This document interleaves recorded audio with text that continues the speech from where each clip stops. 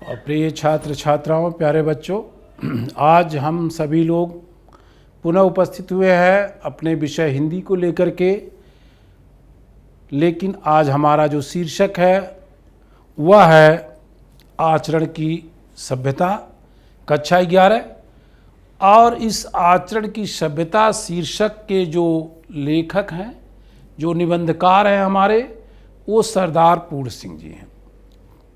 कक्षा 11 विषय हिंदी, लेखक सरदार पूर्ण सिंह जी और शीर्षक आचरण की सभ्यता। आज हम लोग एक बड़ा ही अच्छा सा शीर्षक, सुनने में ही देखिए मन को कितना आकर्षित कर रहा है कि आचरण की सभ्यता, यानी जो आचरण हम करते हैं, जो व्यवहार हम करते हैं, उसका भी एक कल्चर है, उसकी भी एक सभ्यता है और उसी सभ्यता के अनुरूप ही हमको आचरण करना चाहिए। एक जगह इसको परिभाषित करते हुए कहा गया है कि भाई ठीक है, तो सच्चा आचरण क्या है, आचरण की सभ्यता क्या है। हाई स्कूल संस्कृत की पुस्तक में जो संस्कृत परिचायिका चलती थी, उसमें एक जगह सदाचार एक शीर्षक है, पाठ है, वहाँ समझाते हुए कहा गया है कि शताम सज्जनानाम आचार्य सदाचार्य कथ्यते, कि बड़े लोगों का, सज्जनों का जो आचरण होता है, जो उनकी सभ्यता होती है, यही समझ लेना सामान्य अर्थों में वही आचरण की सभ्यता होती है। तो इस आचरण की सभ्यता के लेखक सरदार पूर्ण सिंह जी हैं और उनके इस निबंध को हम लोग आज पढ़ेंगे।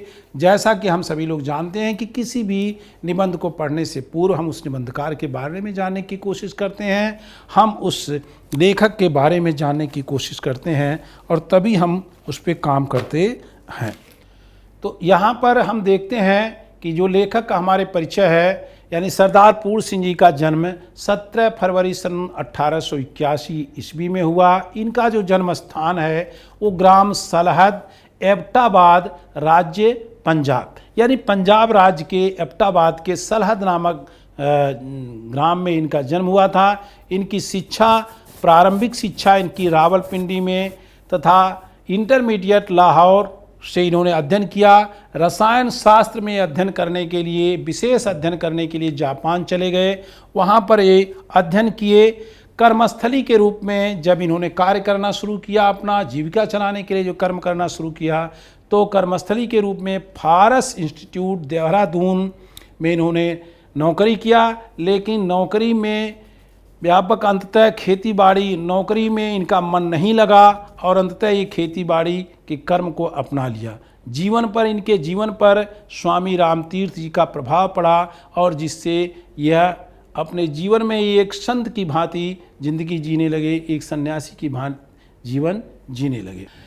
इनके द्वारा जो कृतित्व है, जो कृतियाँ इनकी है, वह मजदूरी और प्रेम, आचरण की सभ्यता, सच्ची वीरता, अमेरिका का मस्त योगी वाल्ट हिटमैन, कन्यादान और पवित्रता।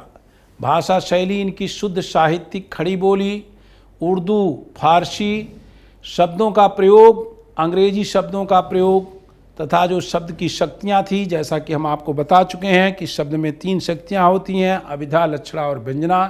तो अपनी शब्द शक्तियों के अंतर्गत इन्होंने लक्षणा एवं व्यंजना का ही प्रयोग किया है। निबंध में प्रयुक्त जो इनकी शैली है वो भावात्मक, विचारात्मक, वर्णनात्मक तथा व्याख्यात्मक है। जब लेखक, जब निबंधकार भाव में आकर के भाव प्रधान लेखनी लिखता है, भाव प्रधान शैली में काम करता है, तो भावात्मक शैली कहती है। जहाँ विचारों की प्रधानता रखता है वहाँ विचारात्मक होता है, जहाँ वर्णनों की प्रधानता रखता है वहाँ वर्णनात्मक शैली होती है, और जहाँ विषय वस्तु की व्याख्या करता है तो वह व्याख्यात्मक शैली कहलाती है। इसमें रोचकता, रमणीयता, अभिव्यंजना का कौशल दिखाई पड़ता है। ऐसे द्विवेदी युग के इस महान लेखक का, द्विवेदी युग के इस निबंधकार का, जिसने अपने जीवन में केवल 6 ही निबंध लिखे, जो वहाँ पर वर्णित किया गया है, जो आपको बताया गया, इस लेखक के जीवन परिचय में आप देखेंगे तो 6 निबंध आपको मिलेंगे। उन 6 निबंधों के निबंधकार द्विवेदी युग के इस लेखक, अमर लेखक का 31 मार्च 1931 में देहावसान हो गया, अर्थात वो इस संसार को छोड़ करके चले गए। सरदार पूर्ण सिंह की मृत्यु 31 मार्च सन 1931 में हो गई। सरदार पूर्ण सिंह के जीवन का ये वृत्ति रहा, इनका कृतित्व में व्यक्तित्व रहा और ये इनके जीवन का परिचय रहा। जहां आप इनके जीवन परिचय को अपने पुस्तक में पढ़ेंगे तो वहाँ विस्तार से आपको इनके बारे में जानकारी प्राप्त हो जाएगी।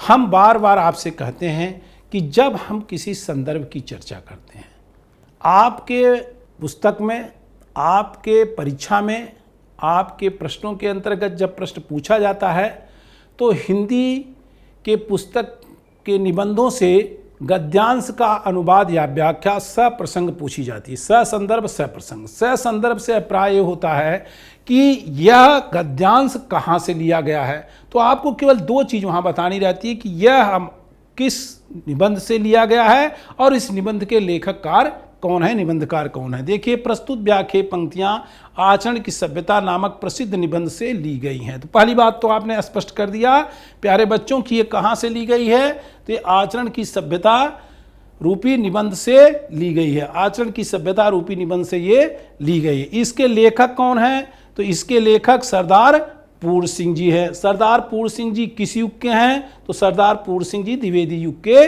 प्रसिद्ध निबंधकार हैं। ये तीनों बात आपने इसमें स्पष्ट कर दी। यही प्रत्येक संदर्भ में आपको करना चाहिए, यही संदर्भ लेखन की शैली है। इसके बाद हम प्रसंग पर आते हैं। प्रसंग में यह विषय वस्तु प्रस्तुत करना रहता है कि जो अधोलिखित पंक्तियां हैं, जिन गद्यांशों की हम व्याख्या करने जा रहे हैं, जिनकी हम अनुवाद करने जा रहे हैं, जिनकी व्याख्या करने जा रहे हैं, वह किस संदर्भ में आई है, किस प्रसंग में ली गई हैं, कैसे ये विषय वस्तु वहाँ उपस्थित हुआ। तो अर्थात इसकी जानकारी के लिए हम इसके पूर्व के विषय वस्तु पर एक अपना दृष्टिपात करते हैं। हम इसके पूर्व के विषय वस्तु को स्पर्श करने की कोशिश करते हैं जिस क्रम में यह प्रसंग उपस्थित हुआ है। इसी क्रम में हम प्रसंग को समझने की कोशिश करते हैं। देखिए, आचरण की सभ्यता निबंध में निबंधकार ने सहज आचरण, स्वाभाविक कर्म व शुद्ध प्राकृतिक आचरण पर पूर्व प्रकाश डाला है। अर्थात मनुष्य का कैसा आचरण होना चाहिए? सहज होना चाहिए, स्वाभाविक होना चाहिए, उसमें कोई बनावटपन नहीं होनी चाहिए, सरलता पूर्वक अपने आचरण करना चाहिए। इसी विषय वस्तु पर सरदार पूर्ण सिंह जी ने अपना प्रकाश डाला है और जिससे मानव जीवन का वास्तविक, यहाँ देखिए यही सहजता है जिससे मानव जीवन का वास्तविक मनुष्यता को प्राप्त करके पूर्ण आनंद की अनुभूति करता है। तभी कोई मनुष्य अपने जीवन के वास्तविक आनंद को प्राप्त करता है जब सहज और सरल स्वभाव से वो अपना आचरण करता है। जिसके आचरण में अहंकार होगा वह आचरण से कभी आनंद की प्राप्ति नहीं हो सकती है।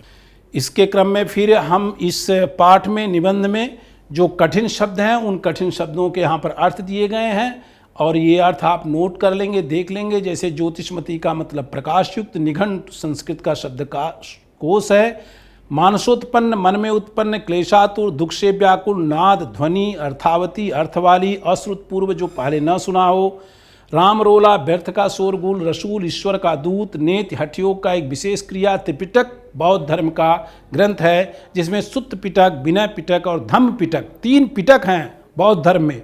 तीनों को ही हम यहाँ पर त्रिपिटक के नाम से जानते हैं। वो 3 पिटक हैं, सुत्त पिटक, विनय पिटक और धम्म पिटक। तो ये काठिन्य निवारण शब्द हैं, इनको आप नोट कर लेंगे और नोट करके इसको अपने कॉपी में आप रखे रहेंगे जहाँ से आप इसको समझेंगे। प्रस्तुतिकरण का अभिप्राय हमारे इससे है कि इन ही हेडिंगों के आधार पर, इन्हीं शीर्षकों के आधार पर, इन्हीं लाइनों के आधार पर हम इस निबंध की व्याख्या करने की कोशिश करते हैं। हमें इस निबंध को परिभाषित करने की, हम इस निबंध के बारे में परिचर्चा करने की कोशिश करेंगे। इन्हीं लाइनों के आसपास हम घूमते रहेंगे। आचरण और सभ्यता का जैसे स्वरूप क्या है, मानव जीवन में सभ्य आचरण का महत्व क्या है, मानवीय संवेदनाओं से युक्त मानुषी के लक्षण क्या हैं, जीवन के सहज विकास में आचरण का योगदान क्या है, धर्म एवं आचरण का पारस्परिक संबंध क्या है, पारंपरिक संबंध क्या है, इनमें अपना कैसे संबंध होता है। तो आइए हम सभी लोग अब सरदार पूर्ण सिंह के निबंध आचरण की सभ्यता को मूल रूप से पढ़ने की कोशिश करते हैं, मूल रूप से समझने की कोशिश करते हैं। अब तक हमने आपको बता दिया कि सरदार पूर्ण सिंह का जीवन का कृतित्व, व्यक्तित्व और जीवन परिचय क्या रहा, सरदार पूर्ण सिंह की कर्मस्थली कहाँ रही, सरदार पूर्ण सिंह ने कितने निबंधों की रचना की, भाषा उनकी क्या थी, शैली उनकी क्या थी और किस प्रकार से हमको अपना संदर्भ प्रस्तुत करना चाहिए, कैसे प्रसंग रखना चाहिए, इस पाठ के कठिन शब्द के अर्थ क्या थे, और अब हम इसका प्रस्तुतिकरण किन किन बिंदुओं पर करेंगे उसकी परिचर्चा करने के क्रम में ही अब हम इस मूल निबंध को पढ़ने की कोशिश करेंगे और हम सभी लोग मिलकर के इस मूल निबंध को पढ़ते हैं। देखिए, ऊपर सबसे पहले ही हम ध्यान देते हैं कि सरदार पूर्ण सिंह ने अपने इस निबंध में सहज प्राकृतिक शुद्ध आचरण पर बल दिया है। आचरण से अभिप्राय उस क्रियाकलाप और मनोवृत्ति से है जो हमें अपने प्रति अपनाते हैं, और व्यवहार वह है जो हम किसी दूसरे व्यक्ति के प्रति करते हैं। बहुत स्पष्ट रूप से देखिए परिभाषित कर दिया, दो बातों को इन्होंने परिभाषित कर दिया। पहली बात तो इन्होंने यह परिभाषित कर दिया कि आचरण से अभिप्राय हमारा है जो हम अपने से करते हैं, जो हम अपने से करते हैं उसको हम आचरण कहते हैं। आचरण से हमारा अभिप्राय उसी से है कि जो हम अपने से करते हैं। सहज प्राकृतिक शुद्ध आचरण पर बल दिया, आचरण से अभिप्राय उस क्रियाकलाप और मनोवृत्ति से है जो हम अपने प्रति अपनाते हैं, और व्यवहार वह कार्य है जो हम दूसरे के प्रति करते हैं। तो जो हम अपने प्रति अच्छा करते हैं वही हमें दूसरे के प्रति भी अच्छा करना चाहिए, व्यवहार अच्छा करना चाहिए। परंतु यदि केवल हम अपने प्रति अच्छा चाहते हैं और दूसरे के प्रति हम व्यवहार गलत करते हैं तो वह शुद्ध आचरण की परिभाषा में कदापि और कभी भी आने वाला नहीं है। यदि हम अपने कर्तव्य का पालन उचित ढंग से कर रहे हैं, चाहे हमारा कर्म एक कृषक का हो, एक मोची का हो, एक व्यापारी का हो, एक गृहस्थ का हो, एक विद्यार्थी का हो, एक अध्यापक का हो, एक डॉक्टर का हो, अगर हम अपने कर्म से अपने धर्मानुकूल आचरण को कर रहे हैं, अपने व्यवसाय अनुकूल आचरण को कर रहे हैं, तो निश्चित रूप से हम श्रेष्ठ कर्म कर रहे हैं। हमारा आचरण श्रेष्ठ आचरण की श्रेणी में आएगा। एक किसान अगर ठीक से खेत में काम कर रहा है, एक व्यवसायी अगर ठीक से व्यवसाय कर रहा है, एक डॉक्टर अगर ठीक से औषधालय चला रहा है, एक अध्यापक अगर ठीक से अध्यापन कर रहा है, तो निश्चित रूप से उसका आचरण एक उत्तम आचरण की कोटि में रखा जाएगा। लेकिन अगर वो अपने कर्मों को सही से नहीं कर रहा है तो उसका आचरण कदापि भी एक उत्तम आचरण की सभ्यता में आने वाला नहीं है। श्रेष्ठ आचरण ही सबसे बड़ी सभ्यता है। यदि हमें सच्चे अर्थों में मनुष्यत्व को प्राप्त करना है तो अपने आचरण को श्रेष्ठ, सुंदर और दूसरों के लिए अनुकूल बनाना होगा। सभ्यता और संस्कृति की प्रत्यूष बेला से ही हमारा नाता प्रकृति से रहा है और हमें श्रेष्ठ आचरण की प्राप्ति के लिए प्रकृति की गोद में ही जाना होगा। कहते हैं कि अगर हम श्रेष्ठ आचरण को समझने की कोशिश करें, अगर हम श्रेष्ठ आचरण को जानने की कोशिश करें तो निश्चित रूप से हमें इसको जानने के लिए प्रकृति की गोद में जाना पड़ेगा, क्योंकि प्रकृति, नेचर स्वाभाविक रूप से कार्य करती है। बेटा, सूरज जब निकलता है तो स्वाभाविक सबको रोशनी देता है, हवा चलती है तो स्वाभाविक सबको हवा देती है। वो भेदभाव नहीं रखती है, अपने कर्मों में सहज और सरलता रखती है, अपने कर्मों में अहंकार का प्रदर्शन कदापि प्रकृति नहीं करती है। यही हमको प्रकृति की गोद में बैठ करके सीखना होगा, और जब ऐसा हम सीख लेंगे तो सर्वतोभावेन हम सरल हो जाएंगे और हमारा आचरण एक सर्वोपरि आचरण की श्रेणी में आ जाएगा। देखिए, इसको परिभाषित करते हुए कह रहे हैं कि विद्या, कला, कविता, साहित्य, धन और राजत्व से भी आचरण की सभ्यता अधिक ज्योतिषमय है। विद्या हो जाए, कला हो जाए, धन हो जाए, ज्योतिष हो जाए, राजा हो जाइए, मंत्री हो जाइए, कुछ भी हो जाइए, लेकिन यदि आपके पास आचरण नहीं अच्छा है तो निश्चित रूप से आपका पतन होगा। उदाहरण के लिए आप लंकाधिपति रावण को देख लीजिए, उदाहरण के लिए आप हस्तिनापुर युवराज दुर्योधन को देख लीजिए। केवल इनके आचरणों में दोष था, इनके पास सब कुछ था, लेकिन आचरण में दोष होने के कारण ही इनका पतन हो गया, विनाश हो गया। जबकि सहज रूप से, जो सरल रूप से के धनी थे, जिनका आचरण उत्तम कोटि का था, ऐसे लोगों का ही विजय होता। इसलिए आचरण सर्वोपरि है, ये विषय वस्तु सर्वोपरि नहीं है। विद्या, कला, कविता, साहित्य, धन और राजस्व से युक्त हैं, फिर भी आचरण आपके पास नहीं है तो आप कभी भी समाज के लिए स्वीकार्य नहीं होंगे। आचरण की सभ्यता को प्राप्त करके कंगाल आदमी राजाओं के दिलों पर भी अपना प्रभुत्व जमा सकता है। इस सभ्यता के दर्शन से कला, साहित्य और संगीत को अद्भुत सिद्धि प्राप्त होती है। राग अधिक मृदु हो जाता है, विद्या का तीसरा शिवनेत्र खुल जाता है, चित्रकला का मौन राग अलापने लग जाता है, वक्ता चुप हो जाता है, लेखक की लेखनी थम जाती है, मूर्ति बनाने वालों के सामने नए कपोल, नए नयन और नई छवि का दृश्य उपस्थित हो जाता है। कहने का अभिप्राय है कि अगर हमारे पास आचरण की सभ्यता है तो आचरण की सभ्यता से हम अपने आचरण से किसी को भी प्रभावित कर सकते हैं, अपनी तरफ आकर्षित कर सकते हैं, लेकिन हमारे पास सब कुछ है, आचरण ही नहीं है, तो किसी को भी हम अपने जीवन में अपने प्रति प्रभावित नहीं कर सकते हैं। ये समझाने का प्रयास यहाँ पर सरदार पूर्ण सिंह जी कर रहे हैं। आचरण की सभ्यता भाषा सदा मौन रहती है। आचरण की भाषा में आवाज नहीं है, आचरण की भाषा सदा मौन रहती है। वो तो सहज रूप से अपना कार्य करती है और बुद्धिमान आदमी उसको देख करके सीखता रहता है। इस भाषा का निघंटु शुद्ध श्वेत पत्रों वाला निघंटु संस्कृत का एक शब्दकोश है। इसमें नाम मात्र के लिए भी शब्द नहीं है, और इस शब्दकोश में कोई नाम मात्र के लिए भी शब्द नहीं है।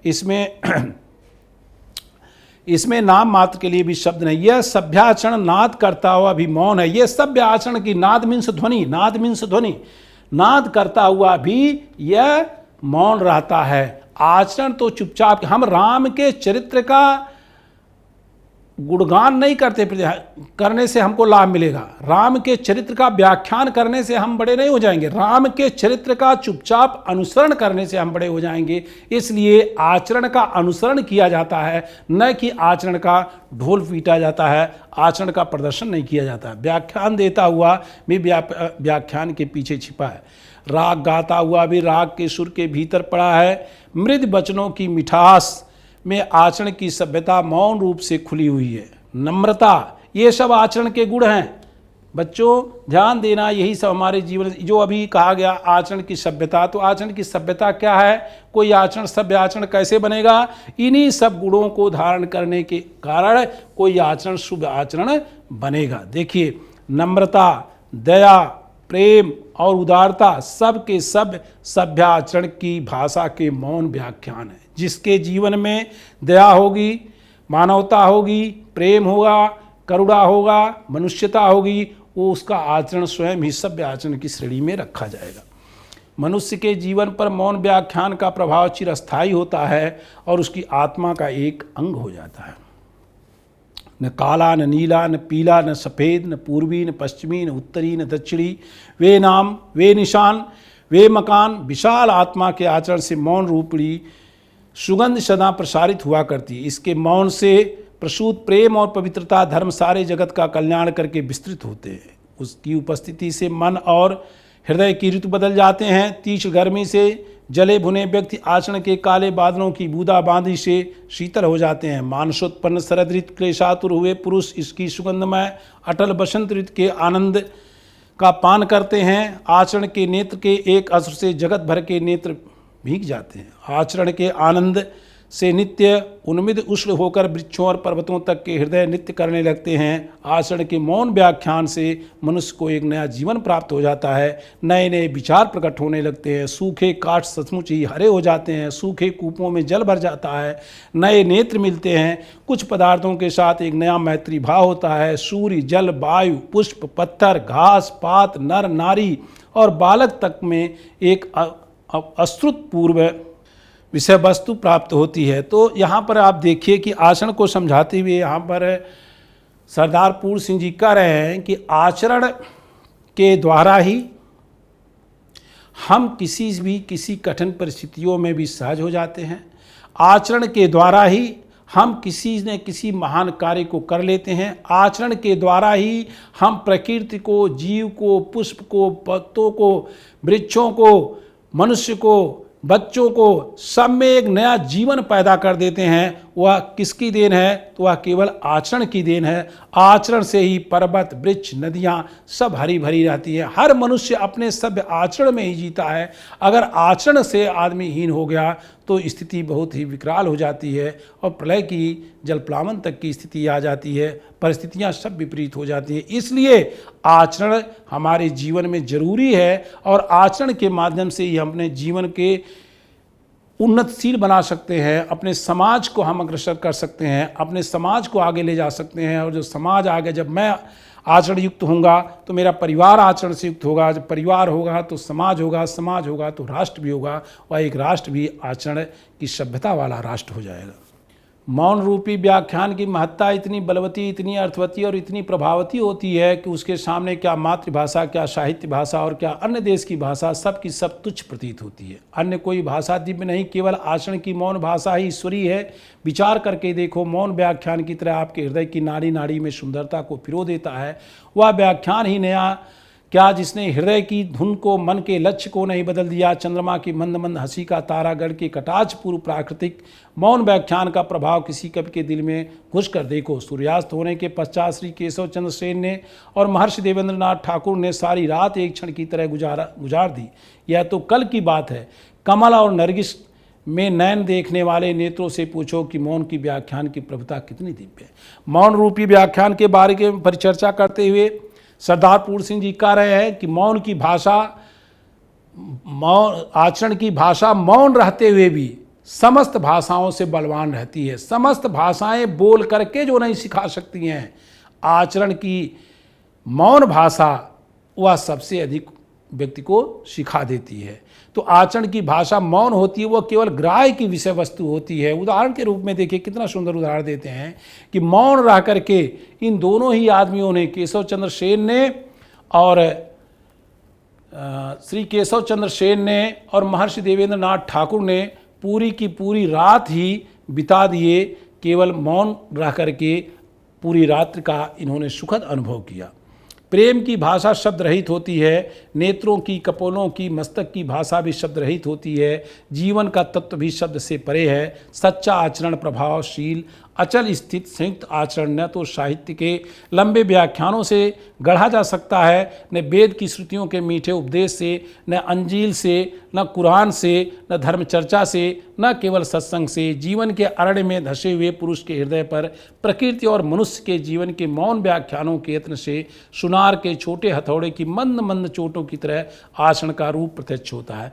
अब हमें आपको ये ध्यान देना चाहिए कि आखिर ये आचरण की जो बात हो रही है, आचरण की सभ्यता को हम कैसे कैसे ग्रहण करेंगे, कहाँ है आचरण की सभ्यता जहाँ से जाकर के हम उसको ग्रहण कर लें। यहाँ पर परिभाषित करते हुए, व्याख्यायित करते हुए सरदार पूर्ण सिंह जी कह रहे हैं कि आचरण की सभ्यता, आचरण के गुणों को ऐसा नहीं है कि आप कहीं कुरान से जाकर के उठा लाएंगे, ईसाई धर्म का ग्रंथ अंजील है वहाँ से आप उठा लाएंगे, वेदों से ले लेंगे, स्मृतियों से ले लेंगे, कवियों के कविताओं से ले लेंगे, ऐसा कुछ नहीं है।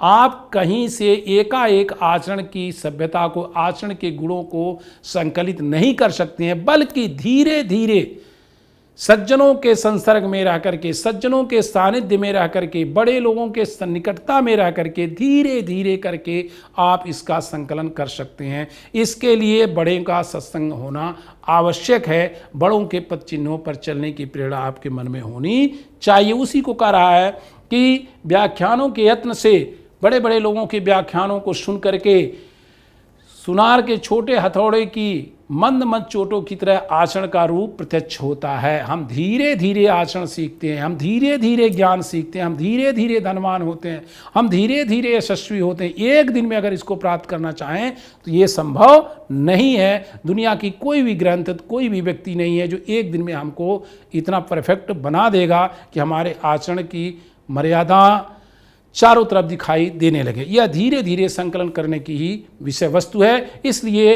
हम सभी लोगों को अपने जीवन में प्रत्येक दिन कहा गया है कि परख सबकी करो, देखो सबको, परख सबकी करो, ग्रहण सबका करो, लेकिन ग्रहण केवल जो अच्छी चीज़ें हों उन्हीं का करना चाहिए। बर्फ का दुपट्टा बांधे हुए हिमालय इस समय तो अति सुंदर, अति ऊंचा, अति गौरवान्वित मालूम होता है, परंतु प्रकृति ने अगणित शताब्दियों के परिश्रम से रेत का एक एक परमाणु, देखिए कितने सुंदरता के साथ वर्णन किया कि आज हिमालय पर्वत देखने जाते हैं तो हिमालय पर्वत बहुत सुंदर लगता है, कश्मीर की घाटियां बहुत सुंदर लगती है। लेकिन प्यारे बच्चों, मन में जरा कल्पना करो अपने, क्या एक दिन में कश्मीर की घाटी तैयार हुई होगी? क्या एक दिन में हिमालय पर्वत की चोटियां तैयार हुई होंगी? क्या एक दिन में झरने तैयार हो गए होंगे? जिस विद्यालय में आप बैठ करके पढ़ रहे हैं, आज ये विद्यालय बड़ा ही सुंदर दिखाई दे रहा है, क्या एक दिन में इस विद्यालय का निर्माण हो गया होगा? क्या एक दिन में इस विद्यालय की प्राकृतिक छटा इतनी अच्छी बनी होगी? नहीं, निरंतर प्रतिदिन प्रतिक्षण उसको सुंदर बनाने के लिए निरंतर प्रयास किया गया है। तब आज इस वास्तविक स्वरूप में वो प्रकट हुआ है कि जो हमारे मन को आकर्षित कर लेता है। ठीक इसी प्रकार से हमको अपने जीवन में अच्छे आचरण प्रतिक्षण लाने की कोशिश करनी चाहिए। और जब हम प्रतिक्षण अच्छे आचरण को सीखने की चेष्टा करते रहेंगे, तब एक दिन हम सभ्य आचरण युक्त पुरुष, सभ्य आचरण युक्त मनुष्य बन जाएंगे।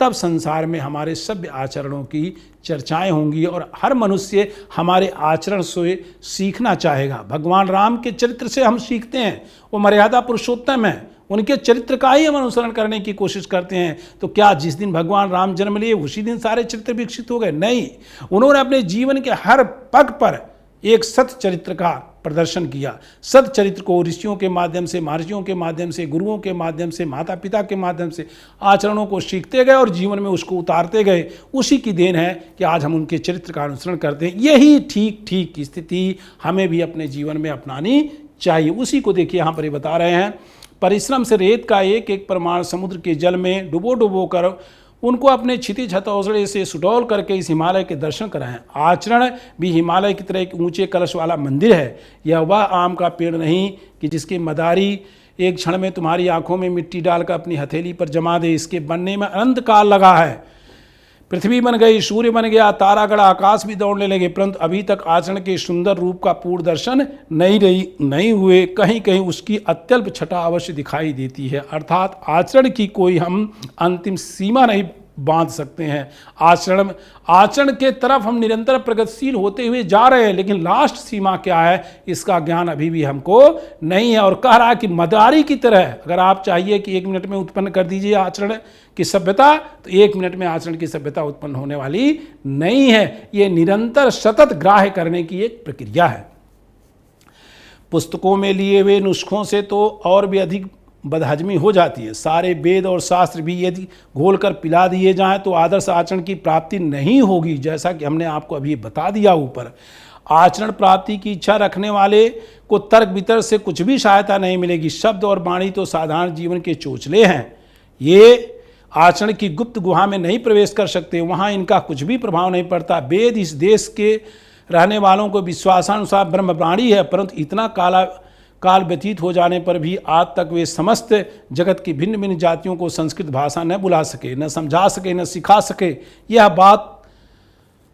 बात हो कैसे? ईश्वर तो सदा मौन है। ईश्वरी मौन शब्द है और भाषा का विषय नहीं। यह केवल आचरण के द्वारा ही जाना जा सकता है। गुरु मंत्र फूंका सकता है, वह केवल ऋषि के दिल में वेद का ज्ञानोदय कर सकता है। देखिए आचरण को समझाते हुए यहाँ पर डॉक्टर पूर्ण सिंह जी फिर उससे सरदार पूर्ण सिंह जी इस बात को कह रहे हैं कि जो आचरण की भाषा है वो मौन है। इसको हम वेदों से, शास्त्रों से, पुराणों से नहीं सीख सकते हैं, हम आचरण से सीख सकते हैं। चुपचाप मौन होकर के कर्म करते हुए सीख सकते हैं, हम रट करके इसको नहीं सीख सकते। जब तक अपने आचरण में नहीं लाएंगे, अपने कर्मों में नहीं लाएंगे, अपने व्यवहार में नहीं लाएंगे, तब तक वह आचरण हमारे जीवन में आने वाला नहीं है। क्योंकि आचरण की भाषा मौन होती है। बड़े लोगों के द्वारा कहे हुए कथन, बड़े लोगों के द्वारा बताई हुई बातें, आप पुरुष के द्वारा कहे हुए वचन, वेद में बताई गई अच्छी चीज़ें केवल हम सुन करके ना रह जाएं, सुनने के बाद उनको अपने जीवन में बोध करके जब आचरण में लाएंगे तभी जाकर के हमारे आचरण में विकास होगा और तब वह आचरण हमारा सभ्यता की श्रेणी में रखा जाएगा। किसी का आचरण वायु के झोंके से हिल जाए तो हिल जाए, परंतु साहित्य और शब्द की गोलंदाजी और आंधी से उसके सिर के एक बाल तक का बांका न होना एक साधारण बात है। पुष्प की कोमल पंखुड़ी के स्पर्श से किसी को रोमांच हो जाए, जल की शीतलता से क्रोध और विषय वासना शांत हो जाए, बर्फ के स्पर्श से किसी दर्शन से पवित्रता आ जाए, सूर्य की ज्योति से नेत्र खुल जाए, परंतु अंग्रेजी भाषा का व्याख्यान चाहे पर कार्लायल ही का लिखा हुआ क्यों न हो, बनारस में पंडितों के लिए राम रोला ही है। इसी तरह न्याय और व्याकरण की बारीकियों के विषय में पंडितों के द्वारा की गई चर्चाएं शास्त्रार्थ संस्कृत ज्ञानहीन पुरुष के लिए स्टीम इंजन की फुस-फुस शब्द से अधिक अर्थ नहीं रखते। यदि आप कहें व्याख्यानों और उपदेशों से आचरण सीख सकते हैं तो व्याख्यानों और उपदेशों से आचरण नहीं सीख सकते हैं। साहित्य में जितनी भी बातें की गई, इसकी चर्चा करते हुए कह रहे हैं कि साहित्य में जितनी भी बातें की गई हैं वो सारी बातें जब तक हम अपने जीवन में उतारेंगे नहीं, जब तक उनको अपने हम जीवन में नहीं लाएंगे, तब तक उन बातों का हमारे ऊपर कोई प्रभाव पड़ने वाला नहीं है। इसलिए पुस्तकों की चीज़ों में जो सद्ज्ञान दिया गया है उसको हमें अपने जीवन में उतारना चाहिए। इसी विषय को प्रतिपादित करते हुए फिर कह रहे हैं सरदार पूर्ण सिंह जी कि धर्म चर्चा द्वारा कितने ही पुरुषों और नारियों के हृदय पर जीवन व्यापी प्रभाव पड़ा है। तो उत्तर यह है कि प्रभाव शब्द का नहीं पड़ता, प्रभाव तो सदा आचरण का पड़ता है। यदि कोई व्यक्ति आपको केवल सीख देता रहे और उसके आचरण में वह विषय वस्तु हो ही नहीं, तो जीवन भर सीख देगा लेकिन सीखने वाला उसको कभी स्वीकार ही नहीं करेगा, क्योंकि सीख देने वाले के आचरण में वह विषय वस्तु स्वयं नहीं है। परंतु उनका प्रभाव तभी हम पर पड़ता है जब गिरजे का पादरी स्वयं ईसा होता है, मंदिर का पुजारी स्वयं ब्रह्मर्षि होता है, मस्जिद का मुल्ला स्वयं पैगंबर और रसूल होता है। तभी उसका अनुयायी उसके कहे हुए वचनों को स्वीकार करता है, अन्यथा वो नहीं करता है। यदि एक ब्राह्मण किसी डूबती कन्या की रक्षा के लिए, चाहे वह कन्या जिस जाति की हो, जिस किसी मनुष्य की हो, जिस किसी देश की हो, अपने आप को गंगा में फेंक दे, चाहे उसके प्राण यह काम करने में रहे या चाहे जाएं, तो इस कार्य में प्रेरक आचरण की मौनमयी भाषा किस देश में, किस जाति में और किस काल में कौन नहीं समझ सकता है। ऐसा जब भाव, ऐसा जब चरित्र, ऐसा जब आचरण हम समाज में पेश करेंगे, तब हमारे आचरण की सभ्यता होगी और तब लोग हमारे आचरण का अनुसरण करेंगे, अन्यथा लोग हमारे आचरण का अनुसरण नहीं करेंगे। अपने आप को गंगा में फेंक दे, उसके प्राण या काम करने में रहें चाहे जाएं, तो इस कार्य में प्रेरक आचरण की मौनमयी भाषा किस देश में, किस जाति में और किस काल में कौन नहीं समझ सकता। प्रेम का आचरण, दया का आचरण, क्या पशु क्या मनुष्य, चाहे पशु हो, जिस पशु से आप प्रेम करेंगे वो भी आप से प्रेम करेगा, जिस पशु से आप अच्छा व्यवहार करेंगे वो पशु भी आपसे अच्छा व्यवहार करेगा, चाहे मनुष्य हो, चाहे मनुष्य का बच्चा हो, चाहे पशु का बच्चा हो, हमारे आचरण से ही वो प्रभावित होता है। दया का आचरण, क्या पशु क्या मनुष्य, जगत के सभी चराचर आप क्या समझ लेते हैं। जगत भर के बच्चों की भाषा इस भाषाहीन भाषा का चिन्ह है। बालकों को इस शुद्ध मौन का नाद और हास्य भी सब देशों में एक ही जैसा पाया जाता है। और पूरे विश्व में एक छोटा सा बच्चा है, शिशु है शैशवावस्था का, उसके वो आपके क्रियाकलाप व्यवहार को देखता है तो अंदर अंदर ही आनंदित होता है और आपसे खुश एवं प्रसन्न होने लगता है। क्यों? क्योंकि आचरण की भाषा मौन है और मौन होकर के आपके शुद्ध आचरण से वह आनंदित होता है। इसलिए हमें हमेशा एक शुद्ध समाज के विकास के लिए, जीवन की उन्नति देने वाला ही आचरण करना चाहिए। मनुष्य का जीवन इतना विशाल है कि उसके आचरण को रूप देने के लिए नाना प्रकार के ऊंच नीच, भले बुरे विचार, अमीरी और गरीबी, उन्नत और अवनत इत्यादि सहायता पहुंचाते हैं। पवित्र अपवित्र उतनी ही बलवती है जितनी की पवित्र पवित्रता। जो कुछ जगत में हो रहा है वह केवल आचरण के विकास के अर्थ हो रहा है। अंतरात्मा वही काम करती है जो बाह्य पदार्थों के संयोग का प्रतिबिंब होता है। देखिए, अंतरात्मा वही काम करती है जो बाह्य के पदार्थों के संयोग का प्रतिबिंब होता है। अर्थात बाह्य के पदार्थों से जैसा हमारा संयोग होता है, उसका जो प्रतिबिंब हमारे मानस पटल पर पड़ता है, अंतरात्मा हमारी वही काम करती है, जिनको हम पवित्र आत्मा कहते हैं। क्या पता है किन किन कूपों से निकल करके वे अब उदय को प्राप्त हो रहे हैं, जिनको हम धर्मात्मा कहते हैं। क्या पता है किन किन अधर्मों को करके वे धर्म ज्ञान को पा सके हैं, जिनको हम सभ्य कहते हैं और जो अपने जीवन में पवित्रता को ही सब कुछ समझते हैं। क्या पता है वे कुछ काल पूर्व बुरी और अधर्म पवित्रता में लिप्त हो रहे हों। अपने जन्म जन्मांतरों के संस्कारों से भरी हुई अंधकारमय कोठरी से निकलकर ज्योति और स्वच्छ वायु से परिपूर्ण खुले हुए देश में जब तक अपना आचरण, अपने नेत्र न खोल चुका हो, तब तक धर्म के गूढ़ तत्व कैसे समझ में आ सकते हैं। बहुत ही स्पष्ट रूप से यहाँ पर सरदार पूर्ण सिंह जी बच्चों हम लोगों को ये समझाने का प्रयास कर रहे हैं कि जब तक हम अपने नेत्र को निष्कपट भाव से, निस्वार्थ भाव से, सर्वतो उन्नयन भाव से नहीं खोल करके समाज का दर्शन करेंगे और अपने आचरण को सीखेंगे, तब तक हम अपने वास्तविक आचरण को नहीं प्राप्त कर सकेंगे। जहाँ से भी आपको शुरू करना होगा वहीं से आपके जीवन की उन्नति होने लगेगी। जब तक आप नहीं शुरू करेंगे, प्रारंभ नहीं करेंगे, तब तक आपकी उन्नति होने वाली नहीं है। ना तो ही आचरण के महत्व को आप समझ पाएंगे। जितने भी ऋषि महर्षि महात्मा हुए, हो सकता है पूर्व जन्म में, जैसा कि इन्होंने उदाहरण दिया अभी वाल्मीकि जी पूर्व जन्म में आप कथा सुन चुके, एक लुटेरे थे, डकैत थे, अपराधी थे। महर्षि राजर्षि विश्वामित्र जी महर्षि वशिष्ठ जी से क्रोध कर लिए थे, ईर्ष्या कर लिए थे, उसके बाद ही वो ऋषि धर्म को अपना लिए।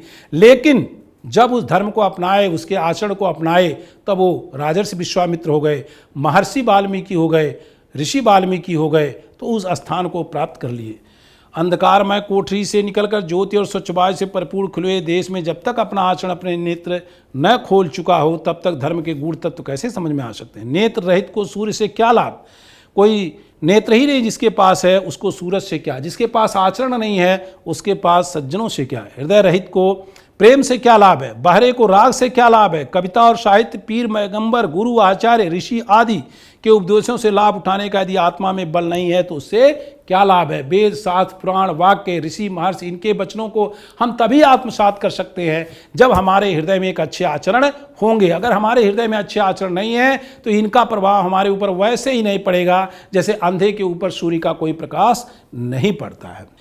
जब तक यह जीवन का बीज पृथ्वी के मलमूत्र के ढेर में पड़ा है अथवा जब तक वह खाट की गर्मी से अंकुरित नहीं हुआ और प्रस्फुटित होकर उससे दो नए पत्ते ऊपर नहीं निकल आए, तब तक ज्योति और वायु उसके किस काम की। जिस प्रकार से पृथ्वी के अंदर बीज पड़ा हो लेकिन वह जब तक अंकुरित होकर के ऊपर नहीं आता तब तक पृथ्वी का वायु, पृथ्वी की प्रकृति, पृथ्वी का सूर्य, पृथ्वी को प्रकाशित करने वाला सूर्य, हवा से उसका क्या लाभ, कोई लाभ नहीं होने वाला है, क्योंकि कोई भी वो विकास नहीं कर सकता है। ठीक उसी प्रकार से जब तक हम अपने हृदय से, अपने हृदय के अंधकार से, अपनी अज्ञानता से निकल करके बाहर नहीं आएंगे, अपनी मूर्खता से निकल करके हम बाहर अपने आचरण के लिए नहीं आएंगे, सद आचरण नहीं करना शुरू करेंगे, तब तक ऋषि महर्षियों के वचन का हमारे ऊपर कोई प्रभाव पड़ने वाला नहीं है। इस प्रकार यहाँ तक प्यारे बच्चों हमारा आचरण कैसे होना चाहिए, हम आचरण को कैसे विकसित करें और हमारे आचरण के विकास में किन किन का योगदान है, इस विषय वस्तु को डॉक्टर सरदार पूर्ण सिंह जी यहाँ तक परिभाषित करते हैं। और इसके बाद आप देखेंगे कि यहाँ तक जो हमने पढ़ाया आपको, इस विषय वस्तु के आधार पर आज का वादन समय हमारा अब समाप्त होने जा रहा है। इस विषय वस्तु के आधार पर, निबंध के आधार पर जैसे कुछ प्रश्न के अभ्यास आपके बनते हैं कि मानवता के क्या गुण हैं, कैसे हमारे अंदर मानवता रहेगी, जीवन का मूल्य किससे परे है, आचरण के निर्माण की प्रक्रिया क्या है, आचरण के विकास में किसका योगदान है जो अभी आप पढ़ रहे थे, आचरण में सभ्यता से देश में क्या प्रभाव पड़ेगा, इन सारे प्रश्नों का उत्तर निश्चित रूप से हमें प्राप्त हो जाएगा। अब आज के वादन में आपके इस निबंध आचरण की सभ्यता, जिसके लेखक सरदार पूर्ण सिंह जी हैं, को हम लोगों ने इन गद्यांशों में पढ़ा। शेष गद्यांश अगला जो आपका वादन होगा उसमें हम लोग पढ़ेंगे और तब हम लोग समग्र रूप से समझने की पूरी चेष्टा कर लेंगे कि आचरण की सभ्यता का विकास हम कैसे कर सकते हैं। बहुत बहुत धन्यवाद।